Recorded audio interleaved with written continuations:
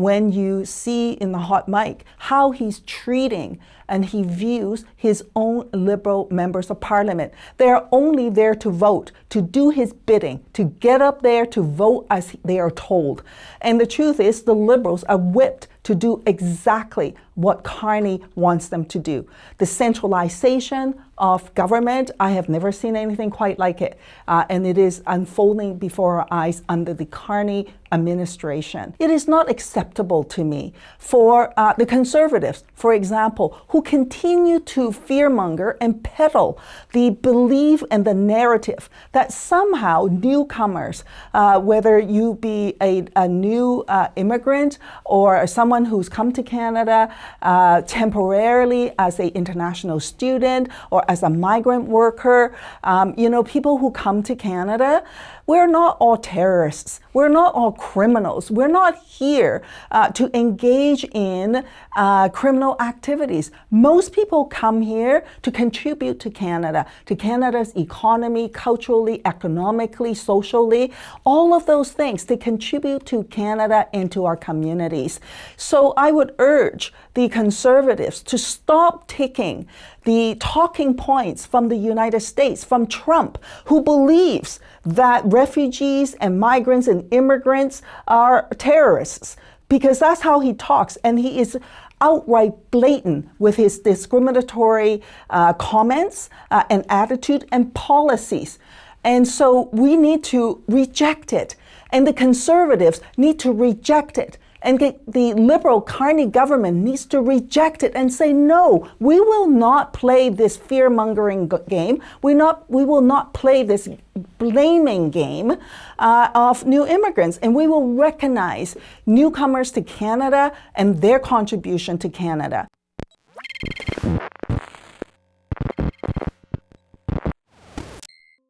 Thank you, Jenny, for your time today. It's great to see you here. First of all, in your question period with the ROCC Minister, Lena, you showed this migrant post. What was your feeling during that time? Did you really feel migraine, or were you frustrated with the situation? In the House of Commons, we were afforded 7 minutes to ask questions of the minister, and that included her answers as well. And, in my 7 minutes, it was clear that as I went on, that she, the Minister of Immigration, is not able to answer any of the questions. She's talking about this, talking about that, avoiding the issue at hand. And it was clear to me that she's not competent in doing her job. And so I became increasingly frustrated. And of course, time is of the essence because I'm on the clock with so little time, so many issues that I want to cover. And when she is not able to answer simple questions that she should have the knowledge and background on, it was frustrating. And, it feels like that anybody who listens to her talk would actually get a migraine. So that's why I said, I'm getting a migraine. Just listening to her not answering the question was frustrating, and it was causing me to have a migraine. Okay. So actually last week, our previous Prime Minister Justin Trudeau, he gave a speech, he gave a sharing in Finland. And this is what he said. The key on immigration is the capacity to integrate those people into the society. Do you agree with Trudeau on this? And how do you think about how the balance between capacity and integrating with new immigrants? Yeah, so what we're seeing now is the alt-right pushing the narrative, particularly the Conservatives are pushing the narrative that somehow newcomers, migrants, refugees, immigrants are people who are here to take advantage of Canada, who are here committing illegal acts, who are criminals, even terrorists.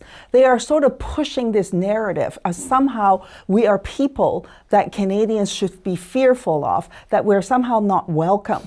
And the Liberal Carney government is buying into that narrative with their changes in immigration policies, in closing down the immigration levels plan, in restricting people access to permanent residence. And when they're buying into that narrative, they're sending a very dangerous message to everyday Canadians. And that is to say, somehow newcomers are people to fear. Somehow we're not here to contribute to Canadian society, that we haven't contributed already to Canadian society. And I think that's a very dangerous thing for the Liberal Carney government to do. And I think it's an outrageous perspective that the Conservatives are peddling. So as Lena replied to you in her question period, she said already there were 64,000 applications for PR received from Hong Kong immigrants under the Hong Kong pathway. Only 30% of them were processed, while 70% of them are still in a black hole situation with no concrete timeline on this. So as we all know, this pathway program will end in this August. What do you think about how to clear up all these backlogs? Is there any idea that you think you can think about to help with the situation? Yeah, so when the issue in Hong Kong became increasingly urgent, the NDP called for the Liberal government to come forward with a special immigration for Hong Kongers, a lifeboat scheme for Hong Kongers so that they can get to safety. And it was with much effort in collaboration, working with allies, caring Canadians who want to support Hong Kongers in pushing the government to come forward with the special Hong Kong pathway Stream A, Stream B lifeboat scheme. So that finally was successful. The government finally then implemented and announced the lifeboat scheme and promised Hong Kongers and promised Canadians that they would expedite the processing of the lifeboat scheme applications. Well, they did do that for the first year or so, but then afterwards, it became increasingly clear that there were delays in the processing. It was slowing right down, and there was no justification whatsoever why there was such a slowdown.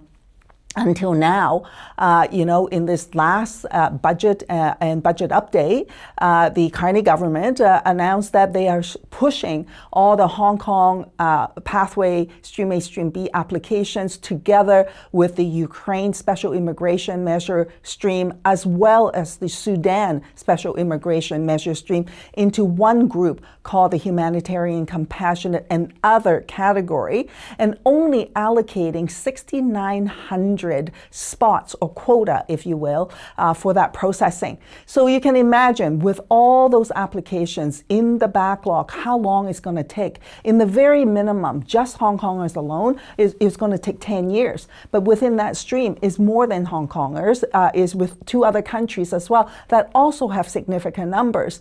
And so no wonder the government's own binder, the leak binder, indicate that, it could take up to 50 years.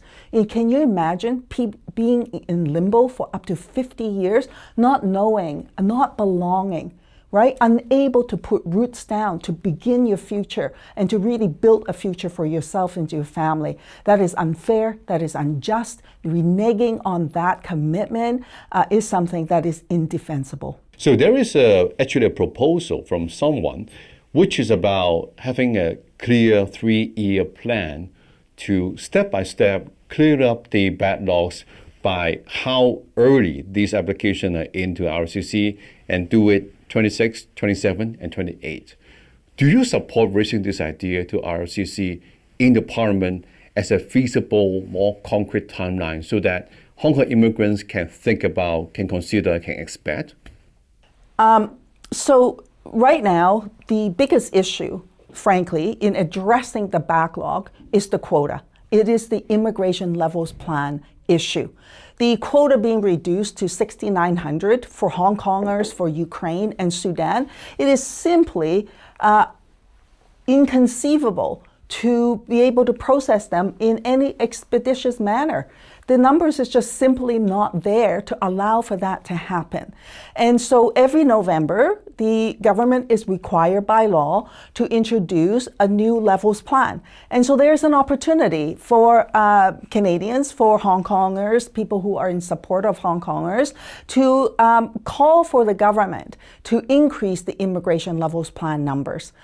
Because if they don't do that, there is no way that you can process these applications in any expeditious way. It will take 10 years. If they maintain those numbers, the quota that is there, it will take at least 10 years and up to 50 years to process all these applications. The other thing that I think is really important and is to hold all elected officials to account. It is not acceptable to me for the Conservatives, for example, who continue to fearmonger and peddle the belief and the narrative that somehow newcomers, whether you be a new immigrant or someone who's come to Canada temporarily as an international student or as a migrant worker, people who come to Canada, we're not all terrorists. We're not all criminals. We're not here to engage in criminal activities. Most people come here to contribute to Canada's economy, culturally, economically, socially, all of those things to contribute to Canada and to our communities. So I would urge the Conservatives to stop taking the talking points from the United States, from Trump, who believes that refugees and migrants and immigrants are terrorists, because that's how he talks, and he is outright blatant with his discriminatory comments and attitude and policies. And so we need to reject it, and the Conservatives need to reject it. And the Liberal Carney government needs to reject it and say, no, we will not play this fear-mongering game. We will not play this blaming game of new immigrants. And we will recognize newcomers to Canada and their contribution to Canada. And this is what we must do, and change our immigration policies accordingly and change the immigration levels plan numbers accordingly. Because as long as that persists as it is today, there is no way, no how that the Hong Kongers will be able to get their applications processed expeditiously. So obviously, Hong Kong immigrants, we all know about you, Jenny, being very active in fighting for our rights as an immigrant. But we may not know too much about you, especially for those coming over to Canada in the past 5 years. So what we know is you came over to Canada at 9 years old with your parents, and you became the youngest ever city councillor for Vancouver in 1993. So what was the driver behind you joining politics at that time? Yeah, so I entered into electoral politics, to make a long story short. I'm an immigrant like so many others who helped come to build Canada. And when we first immigrated here, like so many new immigrant families, it was hard. My parents had a hard time finding work. My mom went into the workforce for the first time and worked as a farm worker. She made $10 a day to support a family of 8. My dad went to Vancouver Community College and took English as a second language. And so, all these years growing up, I saw how my family struggled. I saw my parents struggle. And we moved from basement suite to basement suite. We didn't have proper housing. And it was a difficult period. So many new immigrants, they're experiencing that today. And as I was growing up, I didn't quite understand what the issue was. I mean, I blamed the fact that I was a Chinese immigrant. I thought that is because I'm Chinese, and so therefore life is hard. But I realized that's not the case. Life is hard because there are laws that are unjust. There are policies that are not there to support people to have equal opportunities. And for me, the big thing that propels me in electoral politics is this. I want everyone to have equal opportunities to succeed. If we're all given the same chance, I believe that no matter who we are and where we come from, we can succeed. And so growing up in that environment, I went to university. I did my degree in criminology. And I studied criminology with the idea that I would go into law. I thought that the way to change the world was to get into law, to defend justice, to ensure that people know their rights and to fight for their rights. But in that process, that summer when I was working for a law firm, and before I went to study law, I saw a tiny little ad in a local newspaper, and it was an advertisement for a community legal advocate for the downtown East Side community. Anyway, just out of boredom, I applied for it, and I thought, well, you never know, maybe maybe that's a position that I can work in and that I can somehow affect change. Anyway, to my big surprise, I was hired for that position. I was thrilled, and I was doing my advocacy work, fighting for people, understanding the law, making sure that their rights are protected. These are people who didn't speak English, people who are being discriminated for a whole variety of different reasons, low-income people, just fighting for their rights, interpreting the law, and applying the law for them. In that process, I became very frustrated and said to my boss, and I said, what about all those people who don't come into the office? Who helps them? And so at that time, the municipal election was around the corner, and people were knocking on my door saying, hey, Jenny, you know what? You should run for office because then you can fight for us inside. And I remember thinking, no, I don't want to be a politician. Are you joking? They don't do anything. I don't want to be a politician. And then my boss, of course, heard this, and then he said to me, he said, for all your whining and complaining about not being able to affect change in a more meaningful way, why don't you run for office? Because if you run for office, then you would be able to bring the voice of the people right to the corridors of power and fight for them inside the decision-making table. So anyway, and I thought, oh, wow, okay, that makes sense. And so then I ran. And so in 1993, I was elected as the youngest city councillor in the city of Vancouver. In 96, I was elected provincially, became the first Chinese Canadian in cabinet in British Columbia. In 2015, I was elected federally, and there's no turning back. I've dedicated over 30 years in fighting for the people. I believe in justice. I believe in equality. I know what is right. My parents taught me well. In my heart, I know what is right, what is wrong. And I know that we as immigrants, I know newcomers contributed to Canada's history in building this country. And I know that we continue to contribute.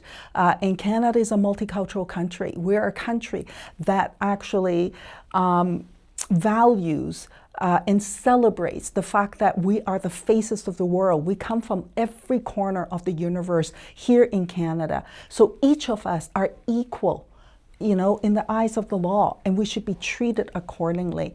And so that's my history of why I got into electoral politics and why I'm still in it. So he just mentioned that you became an MLA for British Columbia in 1996, and you also became the MP for Vancouver East since 2015 until now. So for the past 30 plus years in your political career, what is your observation of the evolution of Canada in the city, province, and federal levels? So, yeah, over the 30 plus year for me to be in the electoral office, I've experienced a lot of things, but there are some consistencies that are there. On the one hand, we have made gains. I can't deny that.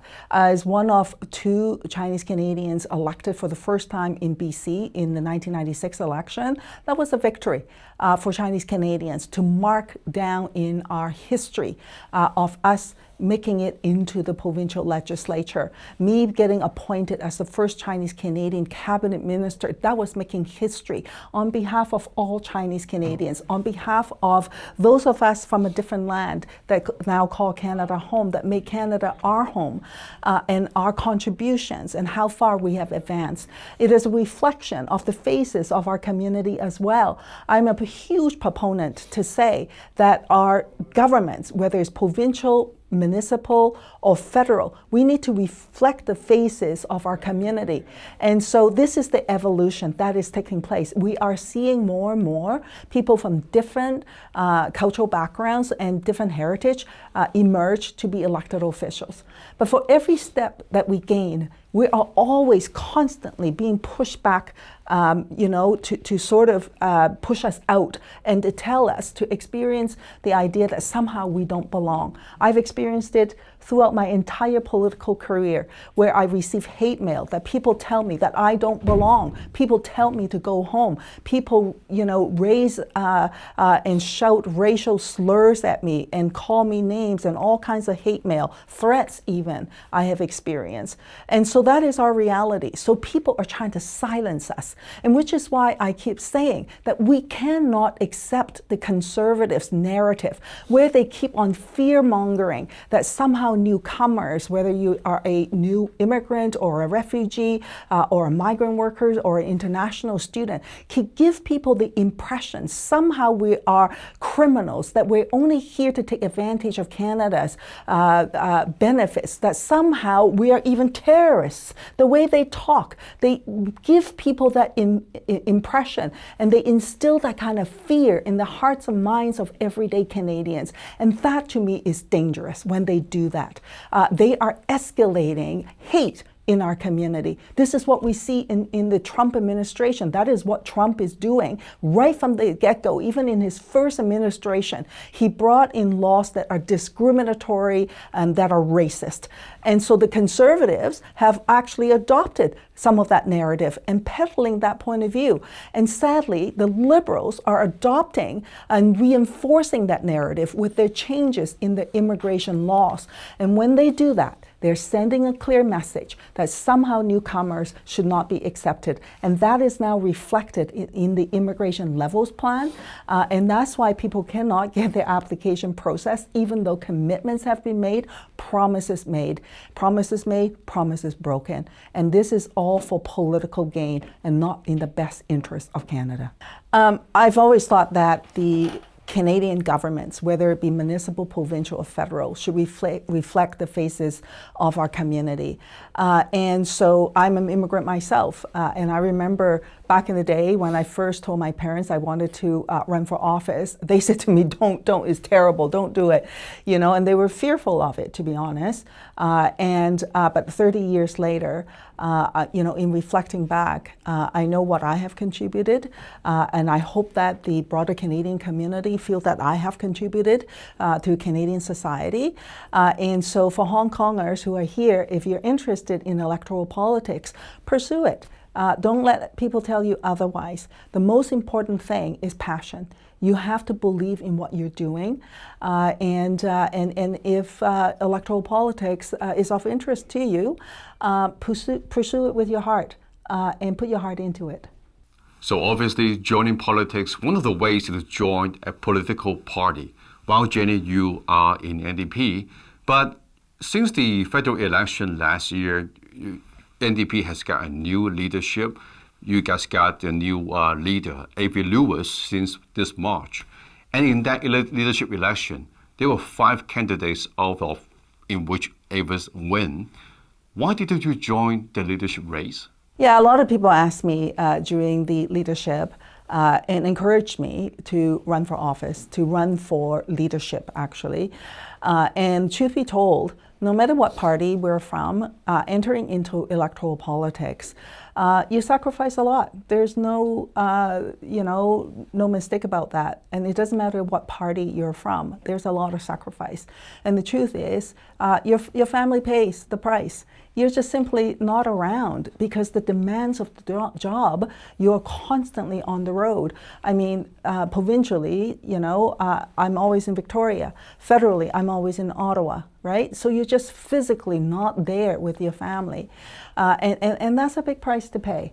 And then set aside all the stresses, all the demands, too often, late at night when everybody's gone to bed, what am I doing? I'm on my computer writing letters, doing correspondence, reading up on documents and all of those kinds of things.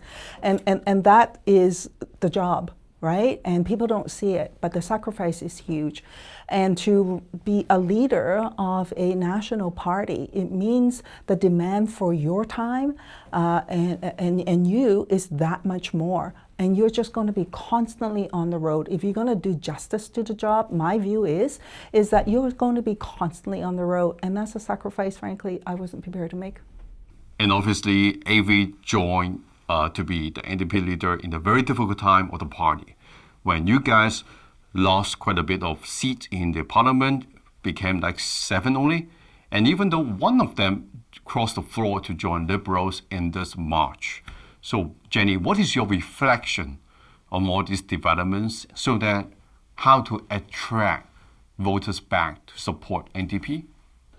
So electoral politics, the dynamics are constantly shifting. What's becoming clear is that the Carney Liberals are moving right. They are actually going into conservative territories. And it's very clear that a lot of the policies that the Liberal government, the Carney government has brought forward are policies that even the Conservatives may not go as far right. So now you have the Conservatives and the Liberals rushing to the right of the political spectrum.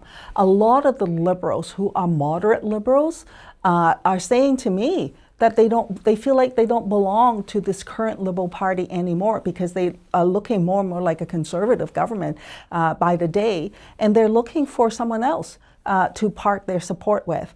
And so that gives us, the NDP, a big opportunity to illustrate to Canadians why New Democrats are important and why we're needed in the House of Commons, to give them that political alternative that they're seeking. And so we'll continue to rebuild our party, continue to earn the trust of everyday Canadians, and continue to fight for them and to elevate their voice. And hopefully in the next election, we'll be able to get their support.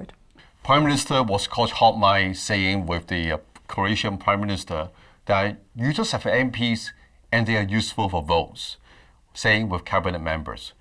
But according to Global News Analysis, Mark Carney attended just 33 out of 123 question periods. That is 26.8% of the parliament. Comparatively a bit higher for Justin Trudeau at 41.5% and 65% of Stephen Harper.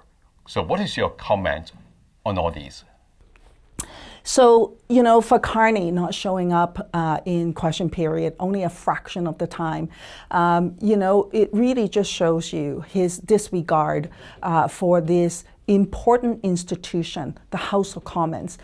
For the New Democrats, what is the House of Commons? Parliament? It is the House of the people. That's what it is. But for Carney, he doesn't treat it as that. He is a playground for him. He will show up when he feels like it, and he will just disappear, right? And the most important part of the parliamentary proceedings is question period, where government is held to account by the opposition. He's not even showing up the vast majority of the time to answer the questions. And that tells you how he is treating democracy and how he views our democratic institution with Carney's attitude.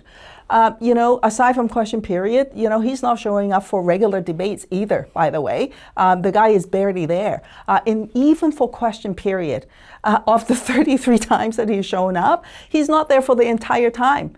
He will show up for the part of it, he'll answer the questions, and a lot of times he'll just walk out and disappear. He can't even be bothered. What are the critical issues? To listen to what those critical issues are for members of parliament are bringing up. That's Carney. For all the facade that he's put out, the image that he's put out for Canadians to see on Davos, his beautiful speech about Canada, fighting for Canada, middle power and wielding our power in that way, etc., fighting for justice and so on. The reality is a very different Carney. When you see in the hot mic how he's treating and he views his own Liberal members of Parliament. They're only there to vote, to do his bidding, to get up there to vote as they are told. And the truth is the Liberals are whipped to do exactly what Carney wants them to do. The centralization of government, I have never seen anything quite like it. And it is unfolding before our eyes under the Carney administration. And there are other reports of how he treats members of the Liberal caucus, including his cabinet, and his attitude towards them. And that really sheds a light, right? His aggression and negative approach to his own members tells you a little bit about who Carney is. And I think bit by bit, as time passes, his mask is coming off, and people will be able to tell and judge for themselves who is the real Carney behind the mask. Thank you very much, Jenny, for your time today, and great to see you. Thank you so much.